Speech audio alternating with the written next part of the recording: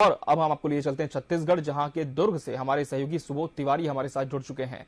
सुबोध, सबसे पहले बताएं कि दुर्ग में आज का मौसम कैसा रहने वाला है, क्या किसी तरह का अलर्ट विभाग ने जारी किया है आज के दिन के लिए? कि अगर दुर्ग जिले के मौसम के बारे में बात करें तो हालांकि बादल उमड़ घुमड़ कर रहे हैं, कभी धूप तो कभी छांव और कभी तेज बारिश की बौछारें जी। दुर्ग जिले में देखने को मिल रही हैं। और नदी नालों की बात करें तो नदी नाले पूरी तरह से अपने लबालब भरे हुए हैं, उफान पर हैं। और शिवनाथ नदी, खासकर शिवनाथ नदी जो कि एक बड़ी और दुर्ग जिले की सबसे बड़ी और खास और प्रमुख नदियों में से है, और जी। इस नदी के पानी से ही पूरे शहर में पीने का पानी सप्लाई किया जाता है। तो इस नदी पर इस नदी को खासी तवज्जो दी जाती है। तो अभी पिछले जितने दिनों से बारिश हो रही है, उस बारिश के कारण जो आसपास के जो जलाशय हैं, 3 से 4 जलाशय हैं, वहां से 10,000 क्यूसेक से भी ज्यादा का पानी छोड़ा गया है। और ये बड़ी बात है कि जो महमरा एनीकट है उसके सारे गेट खोल दिए गए हैं। लगभग 17 से 19 गेट बताए जाते हैं, और जी। बताया जा रहा है कि 15 से ज्यादा गेट खोल दिए गए हैं, ताकि पानी का बहाव जो जो तेज गति का बहाव है वो निर्बाध गति से बहते हुए आगे निकल जाए, और कहीं भी जमाव होने का या बाढ़ आने की स्थिति ना बनी रहे। और साथ में तटीय जो लोग हैं, तटीय गांव के जो लोग हैं, जो ईंट भट्टों में काम करते हैं,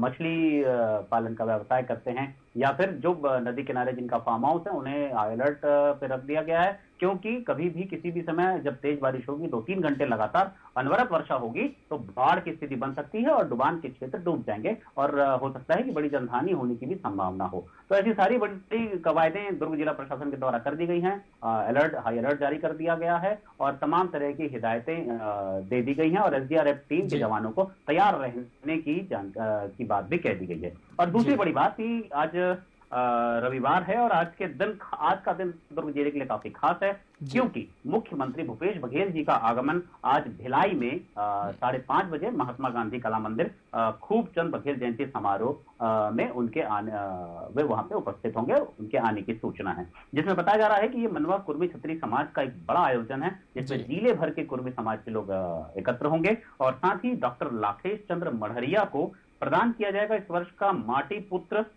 सम्मान। तो जी। एक बड़ी बात है कि इस क्षेत्र के जो लाखेश चंद्र मढ़रिया है, उनको माटी पुत्र का सम्मान दिया जाएगा। हर्ष का विषय है कुर्मी समाज के लिए। तो एक बड़ी बातें भी होंगी, घोषणाएं भी होंगी, और तमाम कुर्मी समाज के लोगों को मुख्यमंत्री के आने का इंतजार है। जी बिल्कुल। क्या इसके अलावा और किसी तरह की राजनीतिक गतिविधियां आज देखने को यहां पर मिलेंगी सुबोध?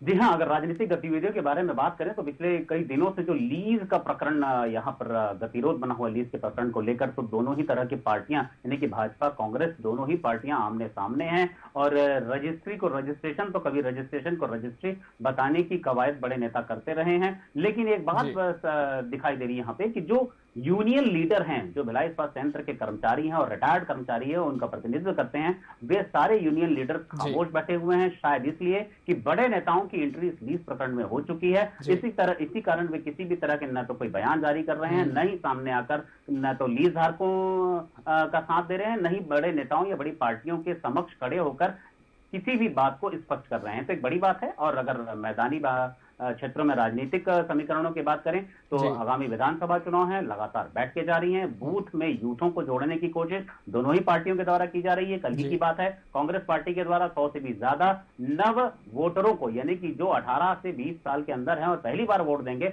ऐसे लोगों को कांग्रेस में प्रवेश दिया गया है, ताकि वे कांग्रेस की रीति नीति का बेहतर प्रचार प्रसार अपने क्षेत्रों में कर सकें। जी सुबोध, तो इस तरह की हलचल आज दुर्ग में देखने को मिलेगी। बहुत शुक्रिया आपका हमसे जुड़ने के लिए सुबोध, और तमाम जानकारी देने के लिए आपका बहुत धन्यवाद।